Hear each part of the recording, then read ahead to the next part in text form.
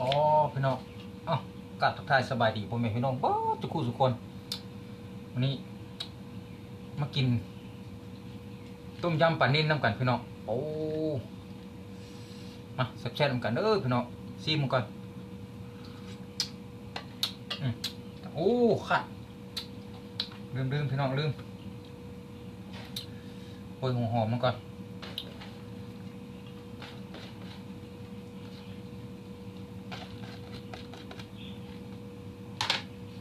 สีจางๆจังหน่อยพี่น้อง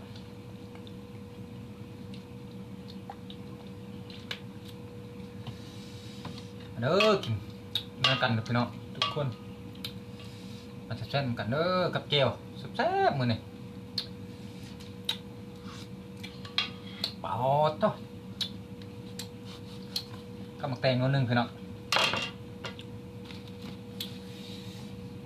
มาพี่น้องปองไปเบิดทุกคนเด้อกินต้มปลานิ่นต้มยำปลานิ่นแซ่บๆน้ำเบาเล่าเด้อพี่น้องก่อนอื่นค่ะคำแรกแห้งหมานก่อนพี่น้อง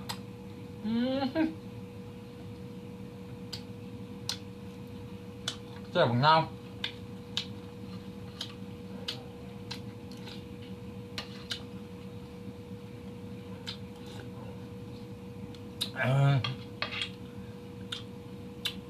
ตอนเป็นยังบ้าไงพี่น้องโอ้เนื้อมันแซ่บคักนะ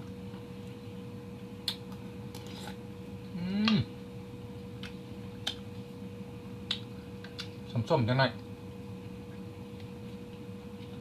กินน้ำกันเด้อทุกคนเด้อ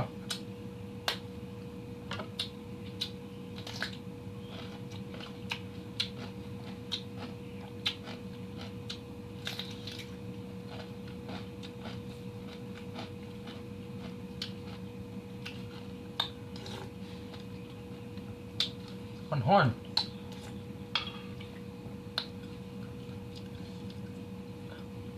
ยังห้อนเลย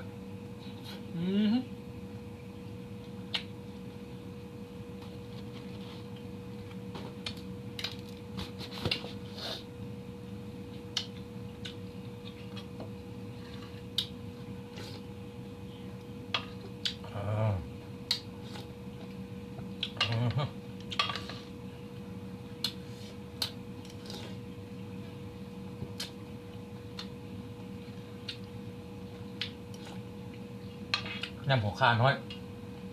แซ่บ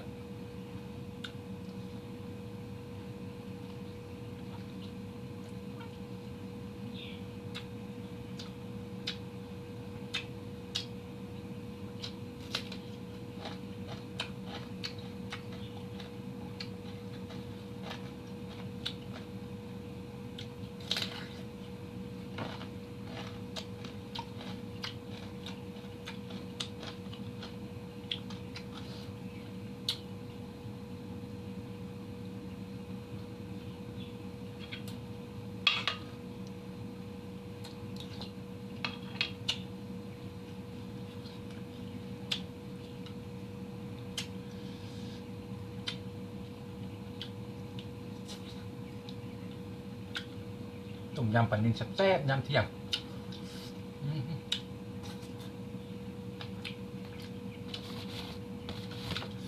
ต้มกะมาต้มเปื่อยไปเลยเนาะพี่น้องถ้าต้มเปื่อยมันบ่แซ่บไปนะต้มพอดีกิน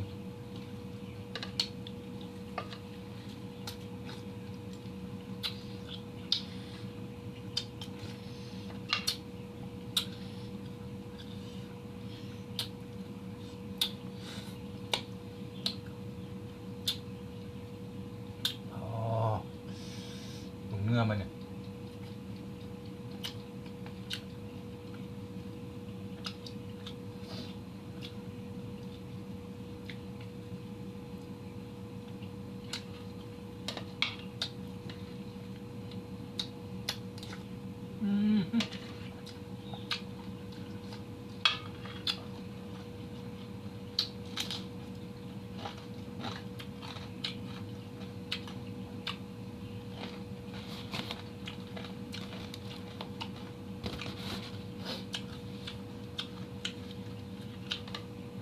มาจะแจ้งกันเด้อพี่น้อง เห็ดตอนบักใหญ่มันได้เห็ดตอนน้องไหลตอนน้องไหลมันสิเปื่อยบุแซ่บ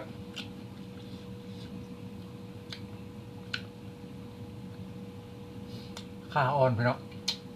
อืม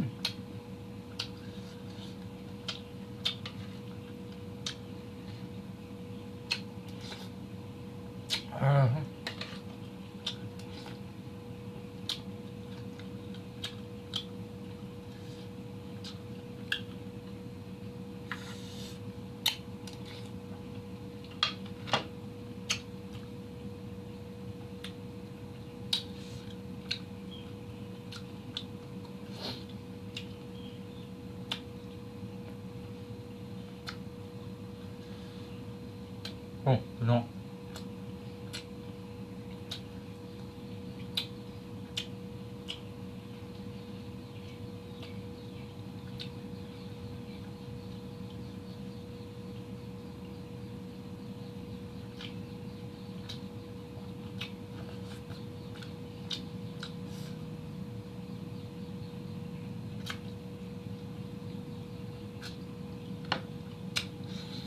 ถ้าเอาเห็ดตอนน้อยมันสิมุนพี่น้องตอนนั้นมันสิมุนเห็ดตอนใหญ่มันสิแซ่บมาพี่น้องกินน้ำกันเด้ออืม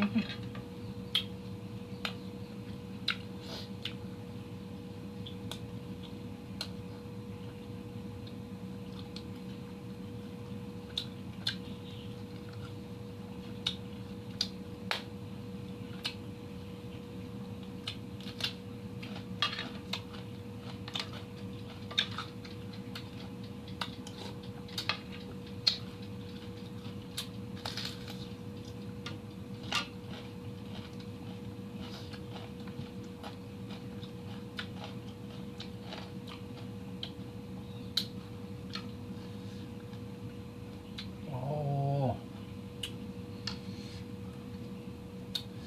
บ่ายจะคำเก่าจะคำเด้ออืม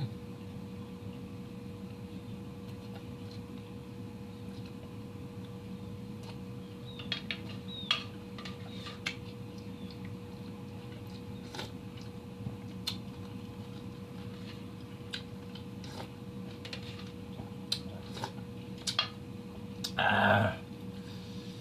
โอ้คักต้มยำ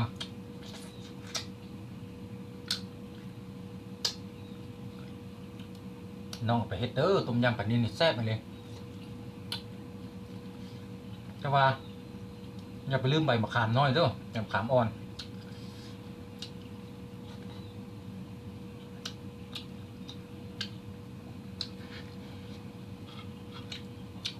เอาปลาแดกใส่จังหน่อยเพราะว่าเนื้อปลาเพิ่นบ่มักปลาแดกใส่น้อยหนึงเพราะมันหอม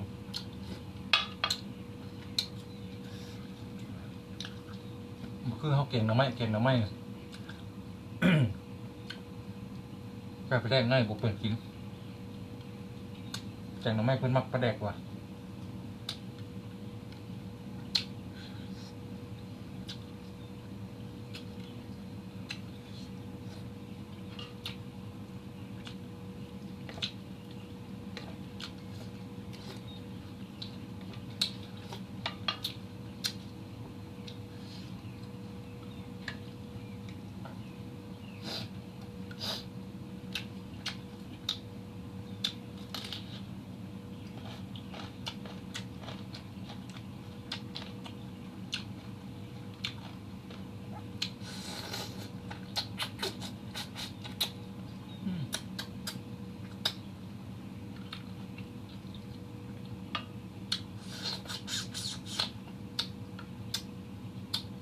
โอ้จุ่มหัวปลาแซ่บเด้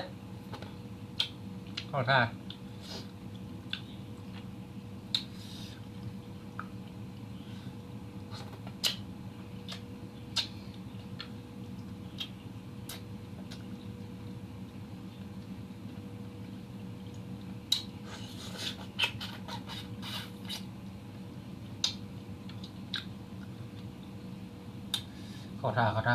จุ่มหัวปลาเนี่ยครับ